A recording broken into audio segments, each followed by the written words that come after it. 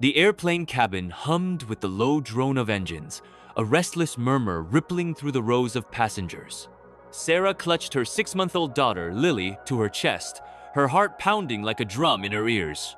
Lily's wails pierced the air sharp, relentless cries that seemed to echo off the plane's walls. Sarah's face burned with embarrassment as she rocked her baby, her hands trembling, her eyes stinging with unshed tears. She was alone, wedged into a middle seat in economy, surrounded by strangers who shifted uncomfortably or shot fleeting glances her way. The elderly woman to her left sighed loudly, flipping through a magazine with exaggerated force. The man to her right, in a crisp business suit, kept his eyes glued to his laptop, his jaw tight. Sarah whispered to Lily, her voice cracking. "Shh, sweetie, please, Mama's trying." But Lily's cries only grew louder, her tiny face red and scrunched, her little fists flailing. Sarah's throat tightened. She hadn't slept in days, not since the call came that her mother was fading fast in a hospice in Chicago. This last-minute flight from Atlanta was all she could afford, and now, with her daughter screaming and the weight of grief pressing on her chest, she felt like she was unraveling. "I'm so sorry," she mumbled to no one in particular, her voice barely audible over Lily's sobs. She felt the eyes, the judgment, the silent pleas for her to make it stop. She wanted to disappear. Then, from across the aisle, a soft voice broke through. "Hey, you okay, hon?" Sarah's head snapped up. A woman in her late 60s, with silver hair tucked into a loose bun and a faded denim jacket, leaned forward in her seat. Her eyes, warm and crinkled at the edges, held no trace of annoyance-only concern. Sarah swallowed hard, her voice shaky. I'm trying. She won't stop crying." The woman nodded, her lips curving into a gentle smile. "Babies cry, it's what they do. Doesn't mean you're doing anything wrong." She reached into her worn canvas tote bag and pulled out a small knitted blanket, soft and pale blue, with tiny stars stitched along the edges. "Here," she said, standing and stepping across the aisle. "Try wrapping her in this. It's soft and sometimes a new texture helps." Sarah hesitated, her hands still clutching Lily tightly. The woman's smile didn't waver. "Go on, it's clean. Made it for my grandson years ago. It's got some calming magic in it, I swear." Sarah managed a weak nod, taking the blanket with trembling fingers. She draped it over Lily, tucking it around her tiny body. To her surprise, Lily's cries softened, her little chest heaving less frantically as she nestled into the warmth. The woman didn't return to her seat. Instead, she crouched in the aisle, ignoring the curious glances from other passengers. "I'm Ruth," she said softly, her voice carrying the faint twang of a southern drawl. "What's her name?" Sarah blinked, caught off guard by the question. "Lily," she whispered. "And I'm Sarah." Ruth's eyes sparkled. "Lily, that's beautiful. Like a flower that blooms even in tough places." Sarah's lips quivered, a tear slipping down her cheek. She wiped it away quickly, embarrassed. But Ruth didn't seem to notice her, maybe she did, and chose not to make a fuss. "You're doing great, Sarah," Ruth said, her voice steady, like a warm hand on a cold day. "This parenting thing, it's hard. And flying with a baby? Lord, that's a whole other battle." Sarah let out a shaky laugh, the sound surprising her. It's been a rough week," she admitted, her voice barely above a whisper. Ruth tilted her head, her expression inviting but not prying. "Wanna tell me about it? I'm a good listener. Used to be a school teacher, heard all kinds of stories." Sarah hesitated, her gaze dropping to Lily, who was now sucking on her tiny fist, her cries reduced to soft whimpers. Something about Ruth's warmth, her unhurried kindness, made Sarah's walls crumble just a little. "My mom. She's in hospice," she said, the words spilling out before she could stop them. "I got the call 2 days ago. She's not gonna make it much longer. I'm flying to say goodbye." Her voice broke, and she pressed her lips together, fighting the sob rising in her chest. Ruth's hand reached out, resting lightly on Sarah's arm. Her touch was gentle, like a mother's, and it made Sarah's heart ache even more. "Oh, honey, Ruth said softly. "That's a heavy load to carry, and you're doing it all on your own?" Sarah nodded, her throat too tight to speak. She hadn't told Anyoninat her co-workers. Not her neighbor show alone, she felt. Her husband had left when Lily was born, unable to handle the stress of a newborn. Her friends had drifted away, busy with their own lives. And now, with her mother slipping away, Sarah felt like the last tether to her past was fraying. Ruth didn't say anything for a moment, just kept her hand on Sarah's arm, her thumb brushing gently against the sleeve of Sarah's worn sweater.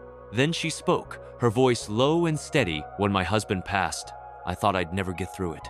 We were married 42 years. He was my rock. But you know what got me through? Strangers. People I didn't expect. A neighbor who left casseroles on my porch. A cashier at the grocery store who let me cry in the checkout line without making me feel foolish. Small things, they add up." Sarah looked at Ruth, her eyes searching the older woman's face.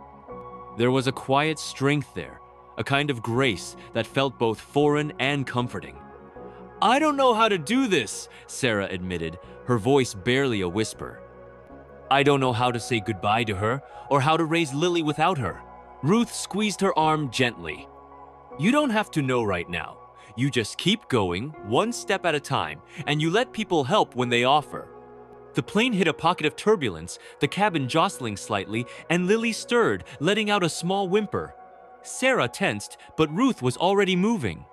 "Here, let me hold her for a bit," she said, her tone leaving no room for argument, but soft enough to feel like a request.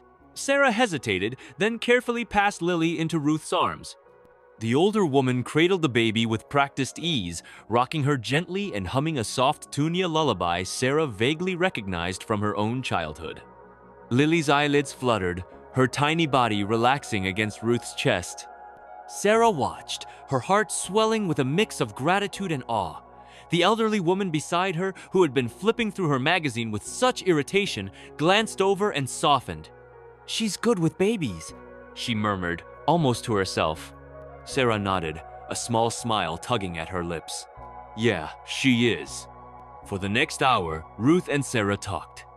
It wasn't forced or rushed, just a slow, natural unfolding of stories. Ruth shared how she'd raised 2 boys in a small Georgia town, how she'd worked as a teacher until her knees gave out, how she was now flying to Chicago to visit her grandson for Thanksgiving. "He's 10, Ruth said, her eyes lighting up. "Thinks he's too cool for Grandma's hugs, but I sneak 'em in anyway." Sarah laughed, the sound lighter this time, and found herself sharing too about her mom's love for baking pecan pies, about how she'd sing off-key to old country songs while cleaning the house. "She always said she'd teach Lily to bake one day," Sarah said, her voice catching. Ruth nodded, her eyes glistening. "She'll still teach her, through you. You'll carry those recipes, those songs, in your heart." Sarah's chest tightened, but it wasn't just grief this time, it was something warmer, something like hope. As the plane began its descent into Chicago, the cabin lights dimmed and the captain's voice crackled over the intercom. Sarah felt a knot of dread in her stomach. Landing meant facing the hospice, the final goodbye. She looked at Lily, now asleep in Ruth's arms, wrapped in that soft blue blanket. Ruth caught her gaze and smiled. "You're stronger than you know, Sarah. You're gonna get through this." Sarah shook her head, her voice trembling. "I don't feel strong." Ruth handed Lily back carefully, her hands steady. "Strength isn't feeling ready. It's showing up anyway. And you're here, aren't you?" Sarah nodded, tears spilling down her cheeks. She didn't wipe them away this time. When the plane touched down, the cabin filled with the rustle of passengers gathering their bags. Ruth reached into her tote again and pulled out a small, worn notebook. She tore out a page, scribbled something, and handed it to Sarah. "My number," she said simply. "You call me if you need to talk, or if you just want someone to remind you how to make a pecan pie." Sarah stared at the paper, her fingers tracing the neat, looping handwriting. Why are you being so kind to me?" she asked, her voice barely audible. Ruth's smile was soft, almost shy. "Because someone was kind to me once when I needed it most, and I promised myself I'd pass it on." She paused, then added, Besides, you remind me of my daughter. She's about your age. I'd want someone to look out for her too." As they stood to disembark, Ruth reached out and squeezed Sarah's hand. It was a small gesture, but it felt like a lifeline. Sarah managed a shaky smile, clutching the note and the blanket as she carried Lily down the aisle. The elderly woman from the next seat, who'd been so irritated before, paused as she passed. "You've got a good one there," she said, nodding toward Lily. "And you're doing okay." Her voice was gruff but kind, and Sarah felt a warmth spread through her chest.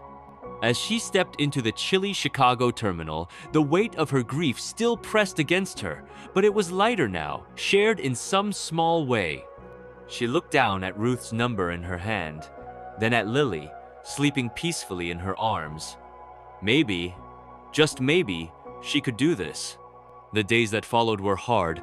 Saying goodbye to her mother was a quiet, shattering moment filled with whispered "I love yous" and the soft beep of hospital machines.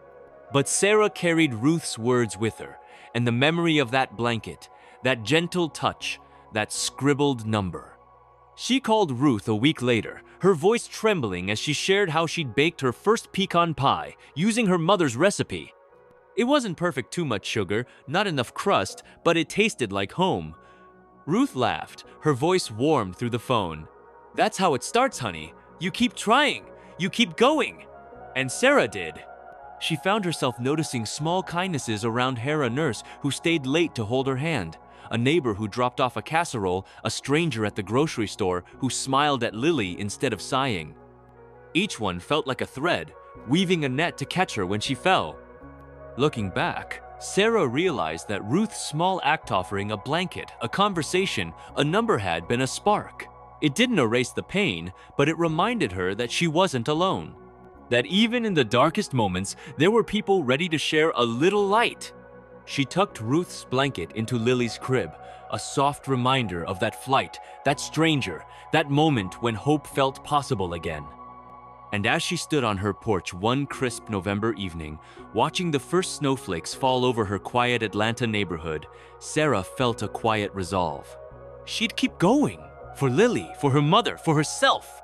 And maybe, one day, she'd be the stranger who offered a blanket, a kind word, a spark of hope to someone else. What's the kindest thing you've experienced? Maybe it was a stranger's smile, a helping hand, or a moment that changed everything. Share your story in the comments below. We'd love to hear it. And if this story touched your heart, give it a like, subscribe to The Kind Story, and let's keep spreading kindness together. Disclaimer: this story is a fictional or dramatized narrative created for emotional inspiration and entertainment. While it reflects real human emotions, all characters, names, and events are fictional or modified for storytelling purposes. Some parts may use AI-generated voiceovers or scripts. This content fully complies with YouTube's community guidelines and monetization policies. Our goal is to inspire, not to mislead.